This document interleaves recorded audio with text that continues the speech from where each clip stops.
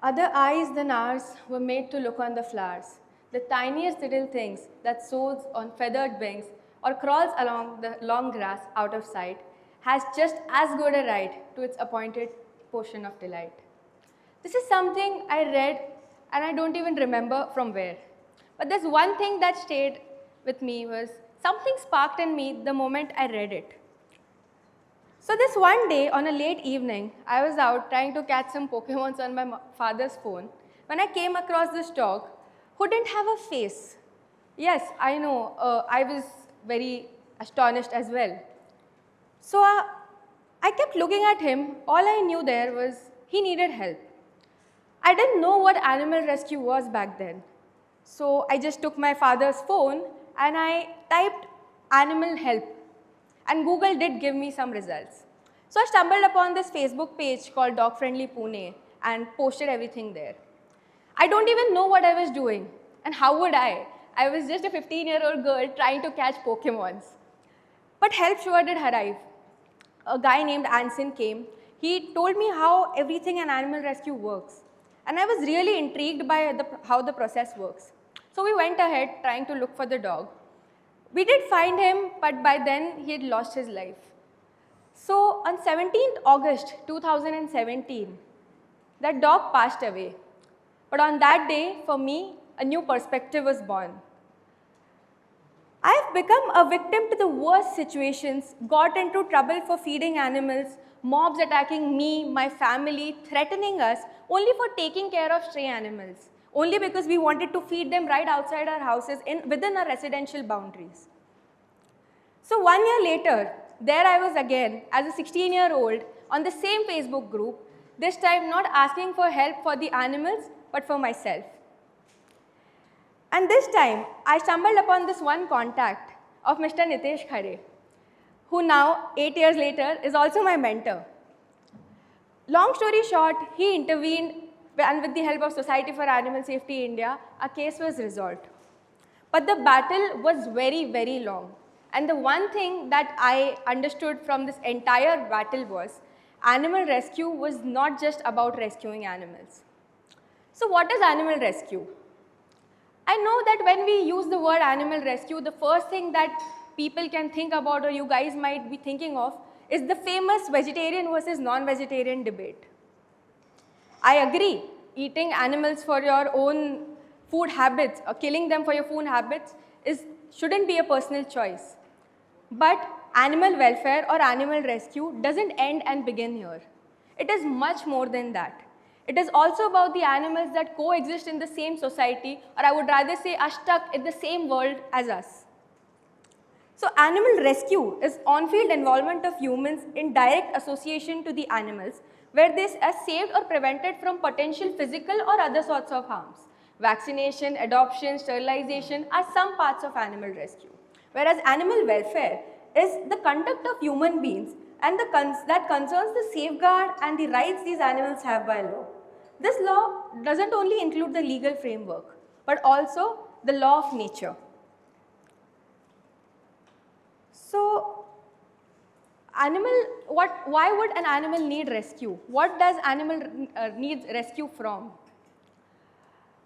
Because humans have become a self-proclaimed species, a superior species, our conduct have always directly, indirectly, intentionally or unintentionally affected these animals.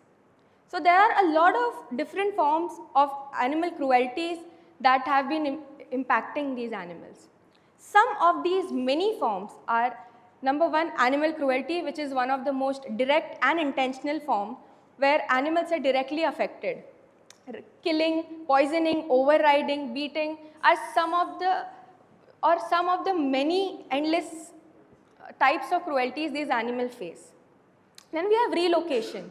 People don't understand that picking up animals and dumping them or relocating them on an unrecognized area where they don't belong is going to end up killing them. These animals are territorial in nature. When exposed to some unknown area, they end up being starved, attacked, and eventually they end up dying. Then we have sexual assault. Yes, sexual assault in animals is much more common than you would think. A 4-month-old puppy was raped by a construction worker in Pune just last month. But in a country where only 18% of rapes against a woman is reported, how would you expect any rapes against an animal would be reported, especially when the victim here cannot even speak? Unfortunately, the only types of cases that get reported are the ones that are witnessed or where the accused are caught red-handed by people who care enough to go ahead and report it. Then we have animals being bred and neglected. People use animals as a symbol of status. They spend lakhs of rupees to buy animals of high breeds and exotic species.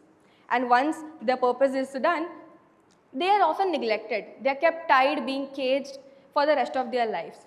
So when keeping them as expensive pets is the demand of this series, the supply side of it is breeding. Animals are forced to mate, produce puppies even in the last stages of their lives, only so their offspring can be sold off as young as of 25 days old. And their mothers are never given the proper care that they deserve. Then there is the entertainment and fashion industry that has been inflicting cruelty on a very, very visible level, but people have been very, very ignorant about it. Animals are caught from the white, tortured to another level just so that the audience can have a laugh about it. The fashion industry has been killing billions of animals every year only to make purses and more accessories that could have been easily made with alternative raw materials. And lastly, animal welfare is also about rescuing and protecting the guardians of these voiceless. We call it feeder harassments. When people cannot harm these animals directly and when they want to still satisfy their ego, they go ahead and target the people who are taking care of them. And feeder harassment has been one of the most reported problem of animal welfare as a field. So there are a lot of laws that concern or that govern this field. The Prevention to Cruelty of Animals Act 1960 and the Wildlife Protection Act of 1972 are two of the major legislations that govern animals, domestic as well as wild. We also have the Animal Birth Control Rules 2023 and the Animal Welfare Board of India, a statutory body established by the central government that takes care and governs these laws. But these laws and these legislations come with a fault. Yes, these laws exist, but they have been existing in the same way as they have since their inception. The PCA Act has been the same since 1960. So the punishment for treating an animal cruelly under this act is a 6 months of imprisonment and a fine of just rupees 50. There are precedents. The Honorable Supreme Court in Animal Welfare Board of India versus Nagaraja Reddy, the case famously known as the Jallikattu case, for the first time ever included animals under the ambit of Article 21, that is right to live with dignity.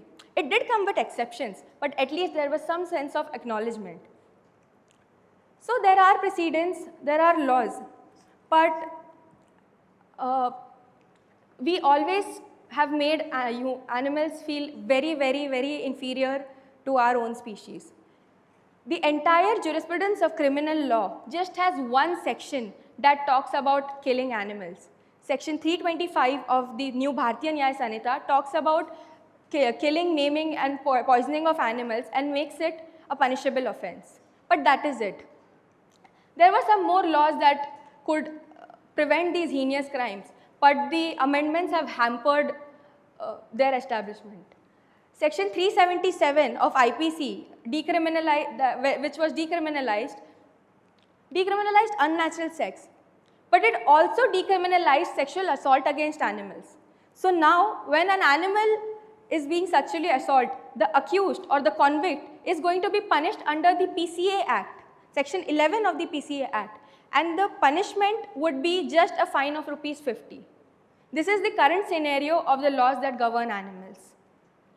So superiority of a human being has time and time again resulted in this deeper degradation of animals. There are other types of cruelties, inhumanity, which are nowhere in the picture. They are nowhere considered in the law. Hence, the scope of laws and legislations in comparative to human beings is narrow. Murder, accident, rape, or any such crime is considered a serious offense only if the victim is a human being and not if it's an animal. And still, after all this, if you go and manage to file a complaint with the authorities or go there to report a case related to animal cruelty, you will be welcomed with backlashes, taunts, and simple ignorance. The best source for this information is my own experience when I went ahead to a local police station to report a case where my society wouldn't allow me to feed young puppies. The person in authority there didn't even let me finish before she asked me questions like, why are you feeding them? Are you their doctor? Why do you want to go and take care of them? Just keep them at home. The irony of this entire situation was 10 feet outside this woman's cabin was a human-sized board that talked about Article 51 AG, the fundamental rights of animals and our fundamental duties to take care of them. So this is why we need a change. Now, why do we need this change? Laws exist, but the enforcement is weak. As already mentioned, these legislations are outdated, the penalties are low, and the authorities dismiss every case viewing animal-related issues as a minor issue. And there is a very, very severe harm to the society when we let animal cruelty under the carpet. A review of 32 different studies have proved that young teenagers and adolescents, when are okay with animal cruelty, later on portray behavior of bullying and other behavioral issues.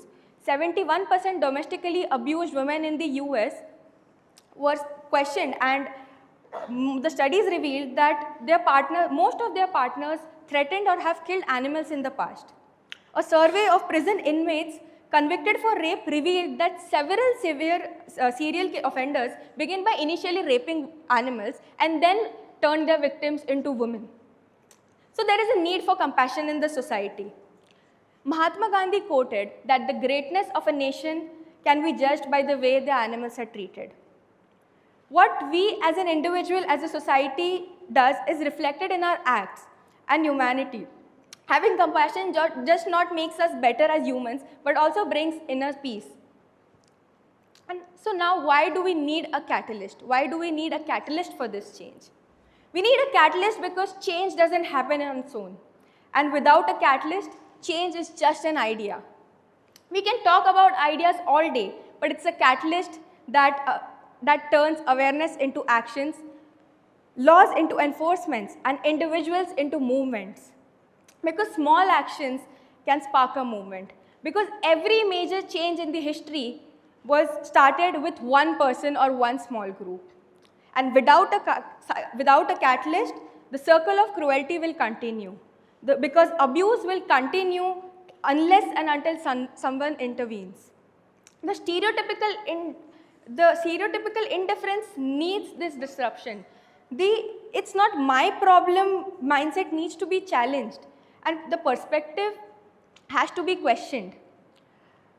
If a 15-year-old girl back in 2017 would have thought that it was not her problem, then I wouldn't be here standing in front of you today and talking about this. Now, how can you be a catalyst? Adopt animals from shelters, adopt animals that need home. If you cannot adopt, if you cannot commit, foster. Foster is a temporary commitment till the animals are either recovered or they find better homes. If you cannot foster, sponsor. If you cannot commit to physically keep an animal inside your house, monetarily sponsor for their treatment, monetarily sponsor for their food. If you cannot foster, volunteer. If you cannot monetarily be present, be available, be physically present. Volunteer for feeding drives, volunteer for sterilization drives, volunteer to get your animals around your locality sterilized, volunteer in shelters. And if you can't even volunteer, donate. Donate little bit of whatever you earn. Donate some bits of your pocket monies, donate something out of your earning. And lastly, if you can't even donate, educate. You do not need to be an advocate to educate. You can educate people with the basic compassion and empathy that you can have within. Stop people when you see something wrong happening. Stop children when you see them chasing dogs. Stop people when you see them hitting their pets inside their homes. And if you cannot stop them, involve organizations, involve authorities, but do not go silent. Because my dream has been to rescue, but my mission has been to rescue, but my dream is one day we won't have to. Be the voice for the voiceless. Be the catalyst of the change. Because if a 15-year-old girl could do it, so can you.